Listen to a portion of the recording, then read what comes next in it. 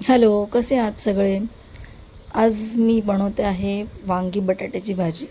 Actually वांगं मला आवडत नाही, पण तरी पण आज खूप दिवसांनी अशी इच्छा झाली. ॲक्च्युली आज नाही, 2 दिवसाआधी असं वाटलेलं, कारण घरात वांगे होते. बट मग मी ते काढले बनवण्यासाठी, पण ते खराब होते. मग मी काल येताना ना वांगं जाणून घेऊन आले. आता मला ट्राय करायचं होतं की बघूया आपण वांगं बटाट्याची भाजी बनवूया आज, कारण खूप वेळ झाला वांगं बटाट्याची अशी रस्सेवाली भाजी खाऊन.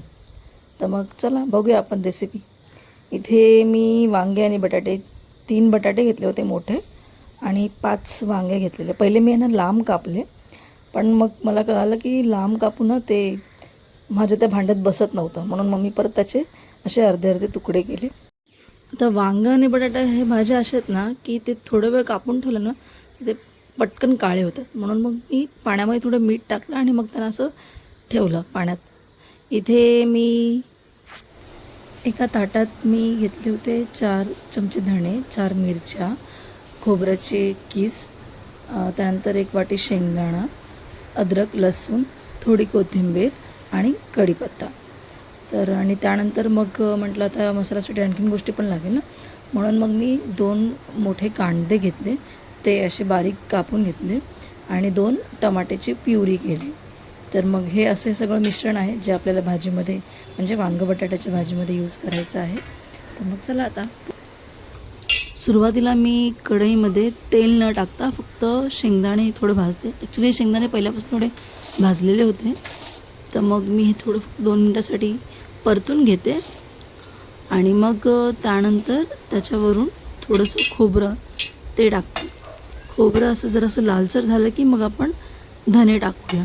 ठीक आहे, तर मग मी त्याप्रमाणेच पहिले खोबरं टाकलं आणि मग धने टाकले आणि मग थोडा वेळ यांना परतून घेतलं आणि मग नंतर वरून मी थोडंसं तेल त्यात ॲड केलं आणि डायरेक्ट तेलामध्ये जरी आपण कांदा, त्यानंतर खोबरं, लसूण, हे शेंगदाणे हे परतलं तरीही चालतं, पण मी म्हटलं ते कसं थोड्या वेळाने ऑइल सुटतं म्हणजे तेल सुटतं ना भाजीला, ते जास्त ऑइली नको, म्हणून मग मी एकदम किंचितच्या तेलामध्ये फक्त जस्ट फ्राय केलं आणि मग त्याप्रमाणे त्याला लालसर होऊ दिलं.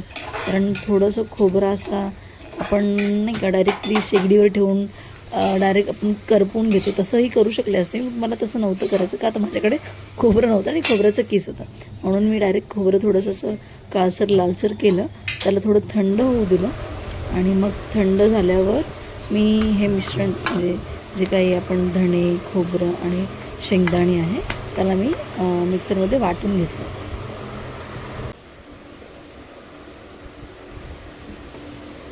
यात पाणी न ओतता आपण फक्त या तिघांना वाटून घ्यायचं.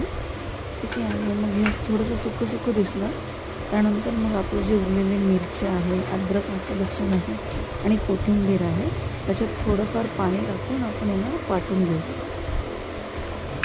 तर वाटण आता तयार झालेलं आहे. तर आता आपण कढईमध्ये थोडंसं तेल घालू, त्याच्याबरोबर मग जिरे, थोडं राई आणि मी थोडीशी ना लसूणची पेस्ट ठेवली होती. पेस्ट म्हणण्यापेक्षा मी कुटून ठेवली होती.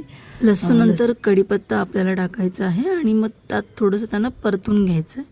त्यानंतर मग मी जे 2 कांदे आहेत बारीक चिरून घेतले होते ते कांदे मी यात घालते आणि त्यांना थोडंसं लालसर, थोडंसं असं जेव्हापर्यंत कांदे असे नरम होत नाही ना त्यापर्यंत त्यांना थोडंसं परतून घ्यायचं आहे. आणि मग आपल्याकडे जी प्युरी मी बनवून ठेवली होती ती प्युरी त्यात ॲड करायची आहे. प्युरी ती आपण यात ॲड करूया आणि कांदा आणि टमाटर जेव्हापर्यंत असं थिक दिसत नाही तेव्हापर्यंत आपल्याला त्याला थोडा वेळ मीडियम फ्लेमवर परतवायचं आहे. आणि मग त्यानंतर जेव्हा हे पूर्ण थिक कसं दिसणार ना मग आपण आपल्याकडचे जे मसाले आहेत ते यात ॲड करूया. तर मसाले म्हणण्यापेक्षा मी आधी जे वाटण तयार केलं होतं ना ते वाटण मी पहिले यात टाकते आणि त्याला पण 5 मिनटं थोडं असं हे टाकून आपण परतवून घेऊया. आणि मग त्यानंतर आपले जे घरातले मसाले असतात, हळद, लाल तिखट, धनेपूड, त्यानंतर माझ्याकडे होतं तिखा लाल, मी ते ॲड केलं, गरम मसाला. ठीक आहे, मग ते टाकून आपण हे चांगल्या पद्धतीने परत एकदा मसाला तो भाजून घेऊया. इथे आता काय झालं आहे ना, मी पाणी नाही यूज केलं ना, त्यामुळे हा मसाला पूर्ण जी ग्रेव्ही आहे ना पूर्ण घट्ट झाली. तर मग मी आता काय करते, थोडं पाणी त्यात टाकते आणि पाणी टाकल्यानंतर कसं तो मसाला प्रॉपर पद्धतीने पण होणार ना, मग मी थोडं पाणी ओतते त्यामध्ये. आणि मग मग आपली जी भाजी आहे वांगी आणि बटाटा ते मी याच्यात ॲड करते. आधी सुरुवातीला मला असं वाटलं तो मसाला बघून माझे वांगे आणि बटाटा जास्त झाले आणि मसाला कमी झाला की काय, पण तसं काही झालं नाही. तो अनुमान बरोबर झाला माझा. तर मी आता यांना एकत्रित करते आणि त्याप्रमाणे थोडंसं पाणी ॲड करते मी, का आता ही भाजी पूर्ण सुकी झाली आता आणि मला रस्सेवाली भाजी खायची आहे ना, तर त्याच्याप्रमाणे मला पाण्याचं प्रमाण थोडं जास्त टाकावं लागेल. बरोबर, तर हे पाणी मी ना थोडं जो मसाला होता त्याचं ते पाणी होतं ते ॲड केलं. आणि आता थोडा वेळ आपण याला एक उकळ येऊ देऊया. ठीक आहे, म्हणून मग मी याला थोडं 15 मिनटं झाकून ठेवते.